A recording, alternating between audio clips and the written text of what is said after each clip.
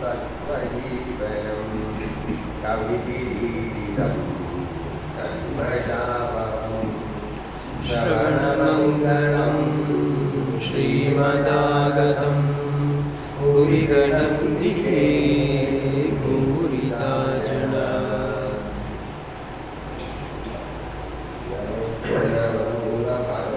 വിദ്യാസാഗരനുമായുള്ള കൂടിക്കാഴ്ച 1882 ഓഗസ്റ്റ് 5 ശനിയാഴ്ച. ഇന്ന് ശ്രാവണ മാസം, കൃഷ്ണപക്ഷത്തിലെ ഷഷ്ടി, നേരം 4 മണിയായി. ശ്രീരാമകൃഷ്ണദേവൻ ഒരു കുതിരവണ്ടി വാടകയ്ക്ക് പിടിച്ച് കൽക്കട്ടയിലെ ആയിരമാല വഴി ബാബുബാഗിന്റെ നേർക്ക് വരുന്നു. കൂടെ ഭവനാഥൻ, അസ്ര, മാസ്റ്റർ വിദ്യാസാഗരന്റെ വീട്ടിൽ പോവുകയാണ്. ഈ ബാബുബാഗൻ കൽക്കട്ടയിലേക്ക് ദക്ഷിണേശ്വരത്തിൽ നിന്നും ഏകദേശം 6 മൈൽ അകലെയാണ് ഈ ബാബുബാഗൻ, അതായത് വിദ്യാസാഗരന്റെ വീട്. ഭഗവാന്റെ ജന്മദേശം ഹുഗ്ലി ജില്ലയിൽപ്പെട്ട കമാർപൂർ ഗ്രാമമാകുന്നു. ഇത് വിദ്യാസാഗരന്റെ ജന്മസ്ഥലമായ വിലസി ഗ്രാമത്തിന് സമീപമാണ്. ചെറുപ്പം മുതൽക്ക് ശ്രീരാമകൃഷ്ണൻ വിദ്യാസാഗരന്റെ ദ്വാരശീലത്തെ കുറിച്ച് കേട്ടുവന്നിരുന്നു. ദക്ഷിണേശ്വരം കാളി ക്ഷേത്രത്തിൽ പാർക്കുമ്പോഴും അദ്ദേഹത്തിന്റെ പാണ്ഡിത്യത്തെക്കുറിച്ചും ന്യായതത്വത്തെക്കുറിച്ചും കൂടെ കേൾക്കാറുണ്ട്. മാസ്റ്റർ വിദ്യാസാഗരന്റെ വിദ്യാലയത്തിൽ അധ്യാപകനാണെന്ന് കേട്ട് ഗുരുദേവൻ അദ്ദേഹത്തോട് ചോദിച്ചു, എന്നെ വിദ്യാസാഗരന്റെ അടുക്കൽ കൂട്ടിക്കൊണ്ടു പോകുമോ? എനിക്ക് അദ്ദേഹത്തെ കാണാൻ വലിയ ആഗ്രഹമുണ്ട്. മാസ്റ്റർ വിദ്യാസാഗരനോട് ഈ കാര്യം പറഞ്ഞു. വിദ്യാസാഗരന് സന്തോഷമായി. ഒരു ശനിയാഴ്ച 4 മണിക്ക് കൂട്ടിക്കൊണ്ടു ചെല്ലാൻ പറഞ്ഞു. ഒന്ന് മാത്രം ചോദിച്ചു, എന്തുതരം പരമഹംസനാണ് അദ്ദേഹം? കാവ്യകൊണ്ടാണോ നിൽക്കുന്നത്? മാസ്റ്റർ പറഞ്ഞിരുന്നു, അല്ല, അദ്ദേഹം ഒരു അത്ഭുത പുരുഷനാണ്. ചുവന്ന കലയുള്ള മുണ്ടുടുക്കുന്നു, ഉടുപ്പിടുന്നു, തേച്ചു മിനുക്കിയ ചെടിപ്പിടുന്നു.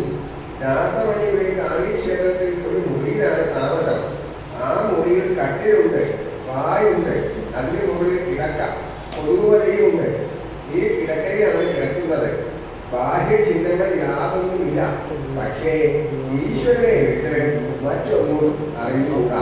രാപ്പകൽ ഭഗവാനെ കുറിച്ച് മാത്രമാണ് ചിന്ത. ഇവിടെ മാതൃഭാഷയിൽ ഭഗവാനെ പറ്റി ധരിക്കുന്നത്, അദ്ദേഹം ഈ സാധാരണ പരമഹംസൻ എന്ന് പറഞ്ഞാൽ ഇട്ടിട്ട് ധാരിയായിരിക്കുന്നതാണ് സാധാരണ ജനങ്ങളുടെ വിശ്വാസം. പക്ഷേ ഒരു സാധാരണ മനുഷ്യനായിട്ടാണ് ശ്രീരാമകൃഷ്ണദേവൻ ദക്ഷിണേശ്വരത്തിൽ താമസിക്കുന്നത് എന്ന് അനുവാചകരെ അറിയിക്കാൻ വേണ്ടിയാണ് ഇത്രയും ഒരു എക്സ്പ്ലനേഷൻ തന്നിരിക്കുന്നത്. വണ്ടി ദക്ഷിണേശ്വരം ക്ഷേത്രത്തിൽ നിന്ന് പുറപ്പെട്ടു. തോൾപ്പാറ കടന്ന് ശ്യാമപ്രസാദ് വഴി ക്രമേണ അമേഷ് തെരുവിലെത്തി. ഇപ്പോൾ ബാബുബാഗന് അടുത്തെത്തി എന്ന് ഭക്തന്മാർ പറഞ്ഞു. ഗുരുദേവൻ ഒരു കുട്ടിയെ പോലെ സന്തോഷത്തോടു കൂടി സംസാരിച്ചുകൊണ്ടിരുന്നു. അമേഷ് തെരുവിൽ എത്തിയതോടെ പെട്ടെന്ന് അദ്ദേഹത്തിന്റെ ഭാവം മാറി. ഈശ്വരാകൃഷ്ണനാണ്. വണ്ടി രാംമോഹൻ റോയുടെ ഉദ്യാനവാടിക്ക് അടുത്തുകൂടി പോയിക്കൊണ്ടിരുന്നു. ഗുരുദേവന്റെ ഭാവവ്യത്യാസം വന്നത് മാസ്റ്റർ കണ്ടില്ല. രാംമോഹൻ റായുടെ വീടാണിത് പെട്ടെന്ന് നമ്മൾ പറഞ്ഞു. ഗുരുദേവൻ അത് പിടിച്ചില്ല. അദ്ദേഹം അരുളി, ഈ സമയത്ത് ആ വക കാര്യങ്ങളിലൊന്നും രസമില്ല. ഗുരുദേവൻ ഭാവാവിഷ്ണനായിക്കൊണ്ടിരുന്നു. വിദ്യാസാഗരന്റെ വീടിന്റെ മുമ്പിൽ വണ്ടി നിന്നു. വീട് 2 നിലയാണ്. ഇംഗ്ലീഷ് മാതൃകയിൽ പറമ്പിന് നടുക്ക് വീട്, ചുറ്റും മതിൽക്കെട്ട്, 4 വശവും നടപ്പാതയും. വീടിന്റെ പടിഞ്ഞാറേ അറ്റത്താണ് പ്രധാനപ്പെട്ട വാതിൽ പടിയും. ഇനി കുറിച്ച് അദ്ദേഹത്തിന്റെ വീടിനെ പറ്റി ഇങ്ങനെ വിശദീകരിക്കുകയാണ്. അത് മേശപ്പുറത്ത് എഴുത്തുകൾ ഭാരം വെച്ചിരിക്കുന്നത്. അവയിൽ എന്താണെന്ന് എഴുതിയിരിക്കുന്നത്? ഏതെങ്കിലും വിധവയായിരിക്കാം എഴുതുന്നത്. എന്റെ കൊച്ചു കുഞ്ഞ് അനാഥനായി, നോക്കാൻ ആരുമില്ല, അങ്ങ് തന്നെയെ ഗതിയുള്ളൂ. വേറൊരാൾ എഴുതുന്നു, അങ്ങ് വേറൊഴിവിൽ പോയിരിക്കുന്നു, അതുകൊണ്ട് ഞങ്ങൾക്കുള്ള മാസവരി സമയത്തിന് കിട്ടിയില്ല, വളരെ കഷ്ടമായിരിക്കുന്നു. അങ്ങയുടെ സ്കൂളിൽ സൗജന്യമായി പ്രവേശനം കിട്ടി, പക്ഷേ പുസ്തകം വാങ്ങാൻ കഴിയില്ല. ഒരുവരെഴുതുന്നു, എന്റെ വീട്ടുകാർക്ക് ആഹാരത്തിന് വഴിയില്ല, എനിക്ക് എന്തെങ്കിലും ജോലി ഉണ്ടാക്കി തരണം. എന്റെ മകൾ വിധേയായിരിക്കുന്നു, അവരുടെ എല്ലാം എന്റെ തലയിലായിരിക്കുന്നു. ഇങ്ങനെ പലരുടെയും കഷ്ടപ്പാടുകളായിട്ട് കുറേ എഴുത്തുകളാണ് വിദ്യാസാഗരന് കിട്ടിയിരിക്കുന്നത്. വിദ്യാസാഗരൻ ഒരു സാമൂഹ്യ പ്രവർത്തകനും വലിയ ദയാലുവുമായിരുന്നു എന്ന് വിവരിക്കുകയാണ് മാഷ്. ഗുരുദേവൻ വണ്ടിയിൽ നിന്ന് ഇറങ്ങി മാസ്റ്റർ വഴി കാണിച്ചുകൊണ്ട് പറമ്പിൽ കൂടി നടന്നു. മുറ്റത്ത് പലതരം പൂച്ചെടികൾ അതിനിടയിൽ കൂടി മെല്ലെ നടന്നുകൊണ്ടിരിക്കെ ഷർട്ടിന്റെ ബട്ടണിൽ പിടിച്ചു കൊണ്ട് ഒരു ബാലനെ പോലെ ഗുരുദേവൻ മാസ്റ്ററോട് ചോദിച്ചു. ഷർട്ടിന്റെ ബട്ടൺ ഇട്ടിട്ടില്ല, അതുകൊണ്ട് കുഴപ്പമൊന്നുമില്ലല്ലോ. അതായത് ശ്രീരാമകൃഷ്ണദേവൻ ഇത്ര സിമ്പിളാണ്, ഒരു ബാലനെ പോലെയാണ്. ഷർട്ടിന്റെ ബട്ടൺ ഇട്ടിട്ടില്ലയോ അല്ലെങ്കിൽ അടിക്കാണോ, ഇത്തരം കാര്യങ്ങളൊക്കെ പെട്ടെന്ന് ഇങ്ങനെ ചോദിക്കാം. വലിയൊരാളെ കാണാൻ പോകുന്നതാണ്. ശ്രീരാമകൃഷ്ണദേവന്റെ പ്രത്യേകത ആരെങ്കിലും വലിയ ആധ്യാത്മിക രംഗത്ത് അല്ലെങ്കിൽ സാമൂഹ്യ രംഗത്ത് വലിയ ആളാണെന്ന് കേട്ടാൽ അദ്ദേഹത്തെ കാണാൻ ആഗ്രഹിക്കും. അപ്പം അങ്ങനെയാണ്. പക്ഷേ വളരെ ഒരു ബാലകന്റെ സ്വഭാവത്തിലാണ്. കാലിൽ വാർണിഷ് ചെയ്ത ക്യാൻവാസ് തിരിച്ചു. മാസ്റ്റർ പറഞ്ഞു, ഇതിനെക്കുറിച്ച് അവിടുന്ന് വിചാരപ്പെടേണ്ട, അങ്ങേക്ക് യാതൊന്നുകൊണ്ടും ഒരു കുറച്ചിലും വരില്ല, അങ്ങ് പെട്ടെന്നിടേണ്ട ആവശ്യമില്ല. ഇങ്ങനെ ഉറപ്പ് കൊടുത്തപ്പോൾ ഒരു ബാലനെ പോലെ ഗുരുദേവൻ നിശ്ചിന്തനായി. കോണി കയറി നേരെ ആദ്യത്തെ മുറിയിലേക്ക് കയറി ചെല്ലുമ്പോൾ നേരെ വടക്കുള്ള മുറി. ഗുരുദേവൻ ഭക്തന്മാർ ഒട്ടുമിച്ചു പ്രവേശിച്ചു. വിദ്യാസാഗരൻ മുറിയുടെ വടക്ക് ഭാഗത്ത് തെക്കോട്ട് തിരിഞ്ഞിരിക്കുന്നു. മുമ്പിൽ ഒരു നീണ്ട മേശ, മേശയുടെ കിഴക്ക് ഭാഗത്ത് ഒരു ചാരി ബെഞ്ച്, മേശയുടെ തെക്കും പടിഞ്ഞാറും വശങ്ങളിൽ ഏതാനും കസേരകളുണ്ട്. വിദ്യാസാഗരൻ ഒന്ന് രണ്ട് സ്നേഹിതന്മാരുമായി സംഭാഷണം ചെയ്തുകൊണ്ടിരിക്കുന്നു. ഗുരുദേവൻ അകത്ത് കടന്ന ഇവനെ വിദ്യാസാഗരൻ സ്വാഗതം ചെയ്യാൻ എഴുന്നേറ്റു. ഗുരുദേവൻ പടിഞ്ഞാട്ട് മുഖമായി മേശയുടെ കിഴക്കശത്ത് നിൽക്കുന്നു. ഇടതുകൈ മേശമേൽ ഒരു ബെഞ്ച്. പൂർവ്വപരിചിതനെ പോലെ വിദ്യാസാഗരന്റെ നേരെ കണ്ണെടുക്കാതെ നോക്കുന്നു. ഭാവാഭിഷനായി പുഞ്ചിരിക്കുന്നു.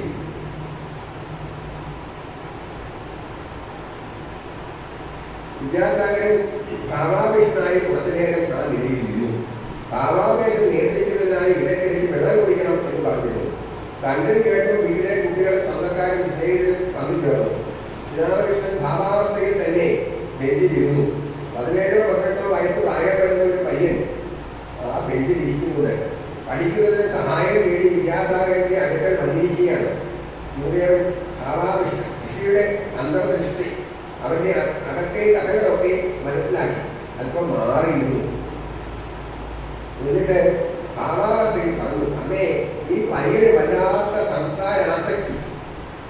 അവിടുത്തെ അവിദ്യയുടെ സംസാരം, ആ അവിദ്യയുടെ സന്താനമാണിവൻ. വിദ്യാസാഗരൻ ധൃതി കൊണ്ട് വെള്ളം കൊണ്ടുവരാൻ പറഞ്ഞു. എന്തെങ്കിലും കഴിക്കാനും കൂടി കൊണ്ടുവന്നാൽ അദ്ദേഹം കഴിക്കുമോ എന്ന് മാസ്റ്റർ അന്വേഷിക്കുകയും ചെയ്തു. മാസ്റ്റർ പറഞ്ഞു, ആട്ടെ, കൊണ്ടുവരട്ടെ. വിദ്യാസാഗരൻ വേഗം അകത്ത് പോയി ചില മധുരപലഹാരങ്ങൾ കൊണ്ടുവന്നു. എന്നിട്ട് പറഞ്ഞു, ഇത് ബർദ്വാനിൽ നിന്ന് വന്നതാണ്. ഗുരുദേവന് കഴിക്കാൻ കുറച്ച് കൊടുത്തു. അസ്രായിക്കും ഭവനാഥനും കുറച്ച് കിട്ടി.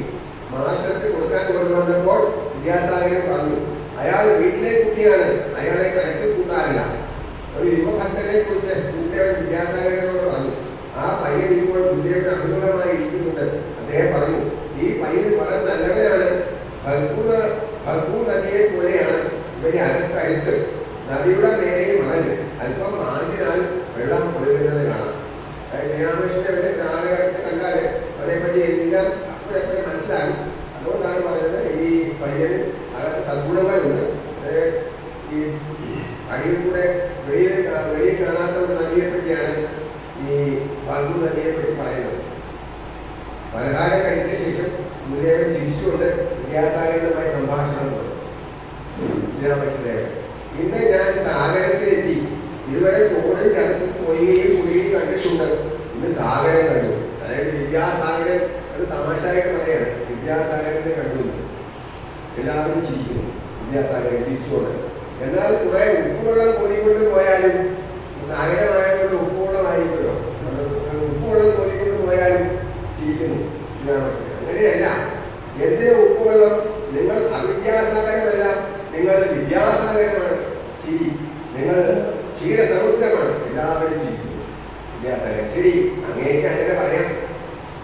വിദ്യാസാഗരൻ മിണ്ടാതിരുന്നു. ഗുരുദേവൻ സംഭാഷണം തുടർന്നു. നിങ്ങൾ ചെയ്യുന്നത് സാത്വിക കർമ്മമാകുന്നു.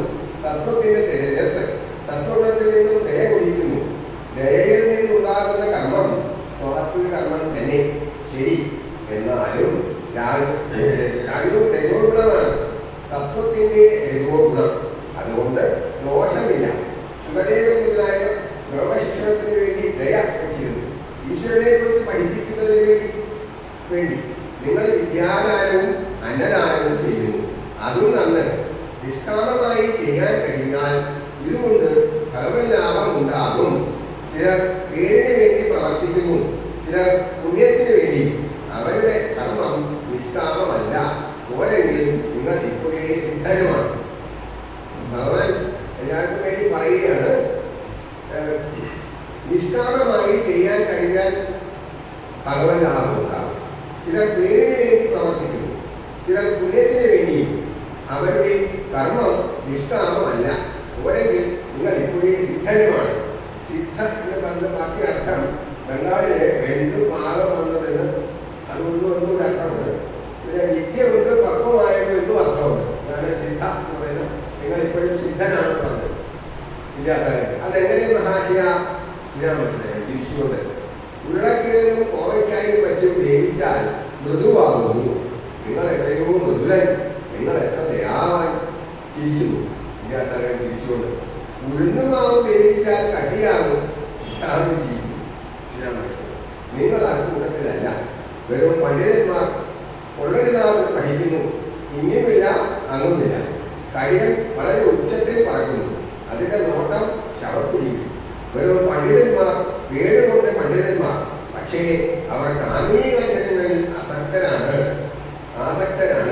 കരികളെ പോലെ അവർ ചീഞ്ഞളിഞ്ഞ പിളം തേടിപ്പോകുന്നു. അവിദ്യാസംസാരത്തിൽ ആസക്തരാണ് അവർ. ദയയും ഭക്തിയും വൈരാഗ്യവും വിദ്യയുടെ മഹിമകളാകുന്നു. വിദ്യാസാഗരൻ നിശബ്ദമായിരുന്നു കേട്ടു.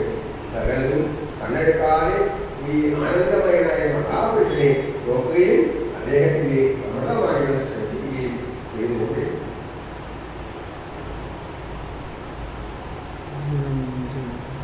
നിരഞ്ജനം നിത്യമനന്തരൂപം ഭക്താനുപമാകൃതവിഗ്രഹം വൈ ഈശാവതാരം പരമേശമിഡ്യം തം രാമകൃഷ്ണം ശിരസാ